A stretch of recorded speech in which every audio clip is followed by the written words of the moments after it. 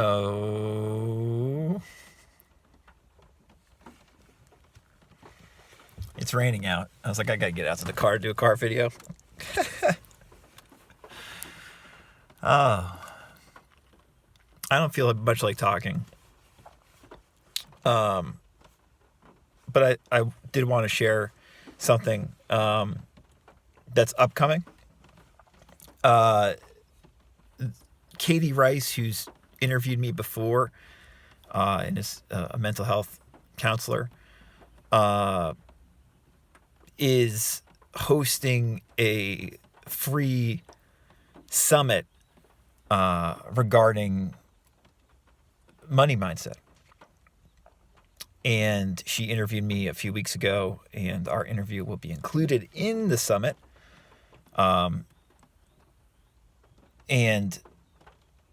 I think you'll like our interview. She also interviewed a bunch of other people, most of them who I do not know and have no idea if what they have to share is valuable or not valuable. But one person that I do know that she interviewed that I'm excited to see their talk is Barbara Wilder, who's the author of the book Money is Love. Money is Love I mentioned in my recent book, Money Your Friend. Money is Love is one of the better books on money I've ever read. And so Barbara is going to be speaking with Katie as well as me. I'm going to be speaking with Katie in the summit. You can watch both interviews by downloading or, signing up for it for free. The link will be below to sign up for it. And yeah, I just wanted to give a shout out to Money is Love. In case I don't think I've ever read from it on this channel. I want to read a brief excerpt from the book for Money is Love today. In Money Your Friend, I speak about, how we imbuing our ideals, our highest values with money. And that's not something we just pay lip service to. That's something we have to embody in our life, right? We have to integrate the idea that money can be aligned with our high ideals. Like, instead of aligning money like so many people do, I would argue the majority of the population does, for sure, with lack, with need, with scarcity, with greed. Those are the common outlooks when it comes to money, right? But we hear all the time, especially in these manifesting type circles, that money's neutral, right? It's a neutral element. It's just a symbol. So we do not have to take the actual symbol of money and assign it these terms or these values. We don't have to assign it a lackful negative value. We can assign it a, life-giving, abundant, peaceful value. And a lot of what Barbara talks about in Money is Love is exactly that. And how the history of doing that, because there's a very interesting history of how, money was treated psychologically. It's not always been treated the same way as it's treated today. And also how we can start integrating these ideas, like we've been talking about a lot recently, directly into our life and embody them better. So this is a little excerpt I wanted to read, talking about doing this. And I mentioned this in Money Your Friend, this practice. Barbara's articulation of it here is really good. She titles this little section, Tithing Money as Love. And she writes, Money is Love consciousness adds to the power of tithing and eradicates the negative aspects of charity.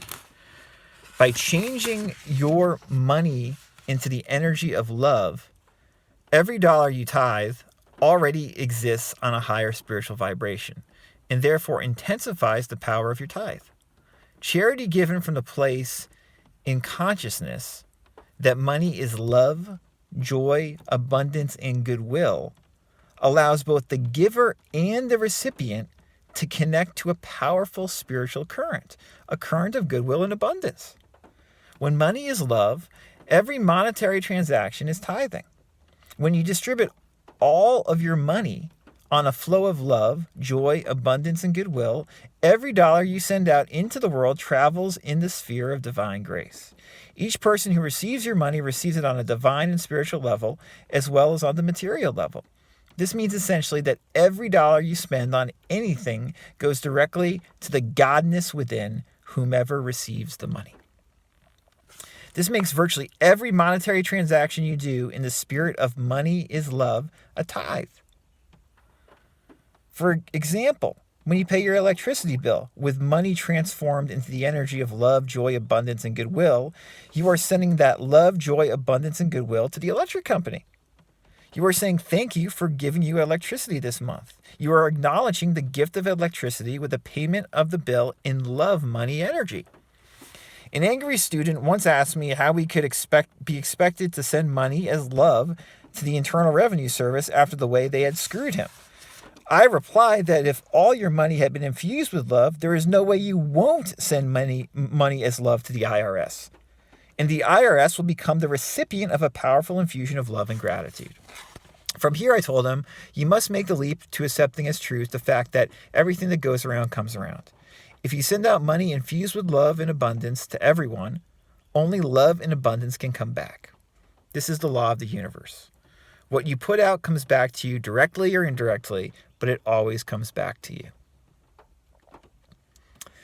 So I really love that passage from Money is Love. It's what we talk about all the time. Obviously, Barbara's using pretty esoteric language there, relatively dramatic language.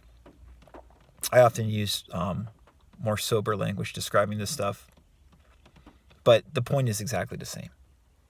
And this is like what Joel Goldsmith's always talking about.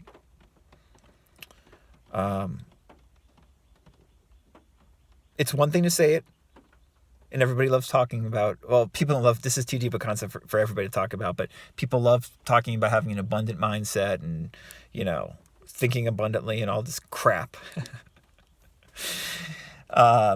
Just paying lip service to these ideas. It's another thing to do it. Barbara here, that excerpt, my book, Money Your Friend, we're talking about doing it. And I don't care if you have any money in your pocket or if you're a millionaire. You can work on this and start doing a practice like this. You can start allowing money to come in and out of your life through the lens of your high ideals.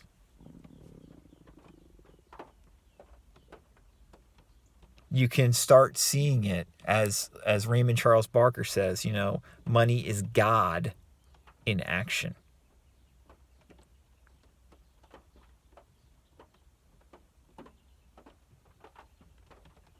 You can start to look at it like that. You can start to, when you pay for things, feel that. Feel that love, that peace, that gratitude, that joy. Whatever word you want to use, you can use. But it's not about the word. It's about the feeling and the depth associated with it. That's why Barker simply says something like, money is God in action. That's what Goldsmith is always talking about when he says, your consciousness is supply. That's money. Or John Randolph Price, you are your own money. That's what we're talking about.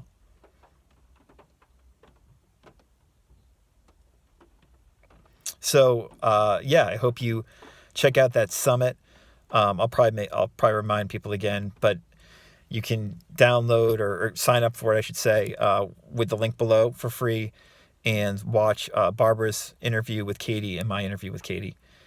If you have any questions for me or would like coaching, I can be reached at info@radicalcounselor.com.